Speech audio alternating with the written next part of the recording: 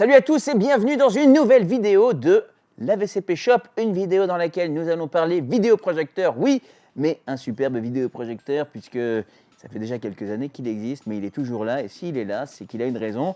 On parle du TW9400 de chez Epson. C'est parti.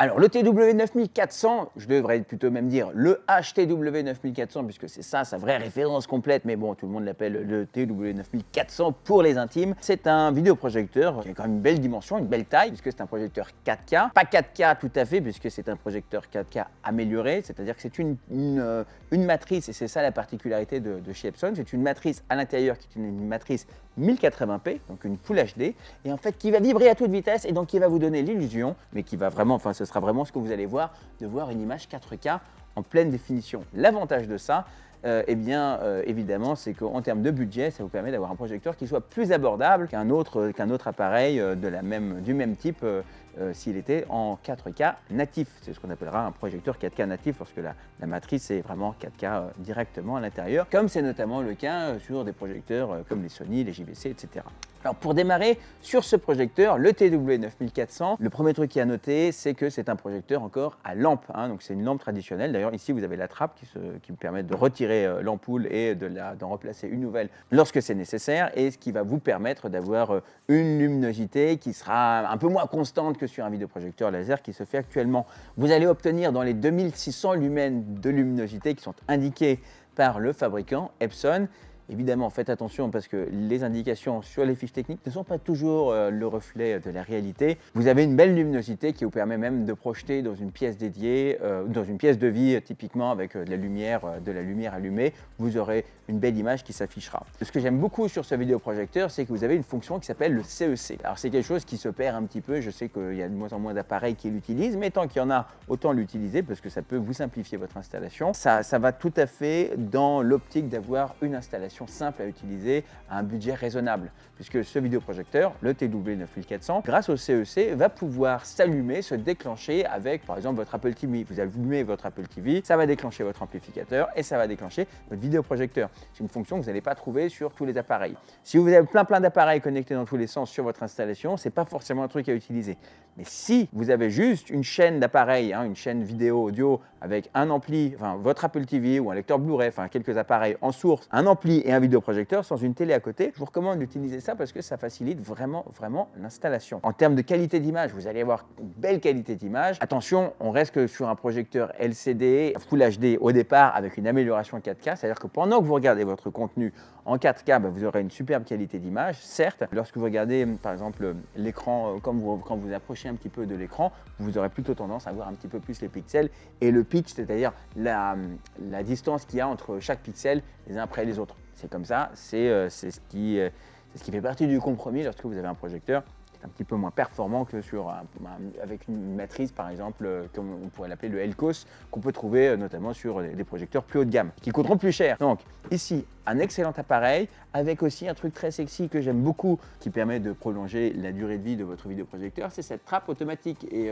qui est un truc qui est vraiment très appréciable d'avoir. Lorsque vous éteignez votre vidéoprojecteur, la trappe se referme et protège votre objectif, de manière à ce que votre projecteur dure le plus longtemps possible. Pour la suite des caractéristiques de ce vidéoprojecteur, on a ici des entrées HDMI au nombre de 2 qui sont des HDMI 2.0, donc pas encore la nouvelle génération parce que ce projecteur était sorti avant la sortie du 2.1, et ce sont des caractéristiques que vous pouvez trouver sur les modèles au-dessus de la gamme, donc le LS11000 et le LS12000 qui eux sont des projecteurs laser qui ont amélioré la qualité de projection. Une bonne luminosité, un très bon contraste, une bonne facilité d'installation, le menu qui est très agréable à utiliser sur les Epson, surtout sur cette génération-là, et donc aussi une fonction qui s'appelle le Trigger Out qui vous permet par la suite d'avoir par exemple, si vous avez un écran de projection qui utilise cette fonctionnalité, de pouvoir être démarré directement à l'allumage du vidéoprojecteur. En termes de dimension, vous avez un projecteur qui est quand même relativement gros, un petit peu lourd, mais bon, c'est un gros bébé quoi, d'accord. Donc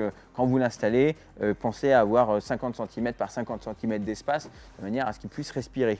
Ça me fait penser à une chose, lorsque nous on l'installe, parce qu'on l'installe quand même très régulièrement, c'était l'un des projecteurs qu'on a le plus installé par le passé, eh bien vous allez avoir ici les trappes d'aération avec aussi, si un jour ça devait vous arriver, je vous le dis, parce que comme je vous le dis à chaque fois dans ces vidéos, je vous montre aussi les astuces que l'on peut avoir sur certains produits. Vous avez ici, c'est là, la trappe pour le nettoyage du filtre. Hein. Si vous devez nettoyer le filtre, si vous avez une alerte, c'est là que ça va se faire. Donc pensez à le faire de temps en temps, puisque ici vous allez avoir l'air qui va circuler d'un côté, et donc qui va rentrer d'un côté et qui va sortir de l'autre. Et donc c'est ce qui va permettre d'avoir un projecteur qui peut être mis directement au fond, par exemple, d'un meuble, parce qu'à l'arrière, il n'y a pas d'aération. Ça, c'est intéressant. C'est un projecteur qui reste quand même relativement silencieux, parce que c'est un gros appareil. Plus le projecteur est gros, plus il sera silencieux. C'est pour ça aussi que l'on fait des projecteurs de grande dimension, et c'est pour ça aussi qu'ils ne deviendront pas de plus en plus petits. Lorsque vous avez installé ce vidéoprojecteur à l'intérieur de votre niche, pensez simplement que vous avez aussi tout l'ensemble des câbles qui sont à l'arrière ici de l'appareil. Donc il n'y a pas de connectique sur le côté. Donc ça aussi, ça peut être agréable. Et lorsque vous avez par exemple une profondeur de, imaginons, 45 cm, vous n'avez pas besoin de calculer en plus de distance pour mettre les câbles à l'arrière. Parce qu'ici, il y a aussi une niche dans laquelle vous allez connecter les câbles à l'intérieur. Donc le câble d'alimentation ici au centre, si j'en ai trouvé, il est là. Et les câbles comme les câbles HDMI, etc., directement intégrés à l'intérieur du projecteur. Donc c'est vraiment un espace fini, et ça c'est quelque chose qui est très bien pensé sur cet appareil, le TW 9400 de la gamme. Donc pour résumer, on a un super vidéoprojecteur très abordable, qualité 4K, une très bonne luminosité.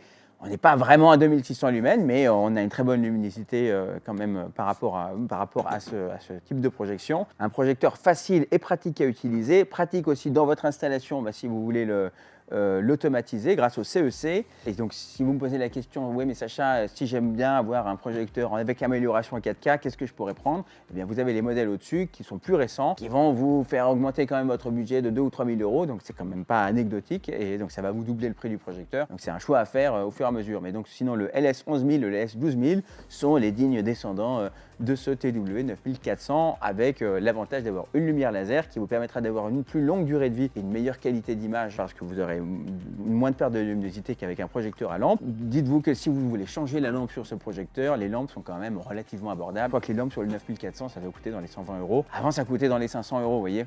Combien?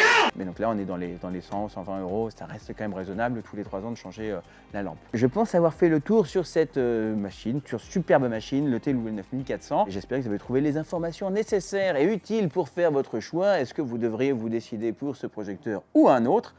C'est à vous de décider maintenant. Vous avez les caractéristiques qui sont sur cette page ou le lien si vous êtes sur YouTube pour accéder à la page sur la BCP Shop. Si vous voulez acheter ce produit, vous cliquez sur acheter et on vous l'enverra avec amour et on vous donnera tous les conseils nécessaires pour pouvoir en profiter de la meilleure manière possible. Si ce n'est pas déjà fait, pensez à vous abonner, likez cette vidéo, laissez vos questions en commentaire pour qu'on vous réponde très rapidement et surtout, prenez soin de vous. On se retrouve très vite avec une prochaine vidéo de la BCP Shop. Bye.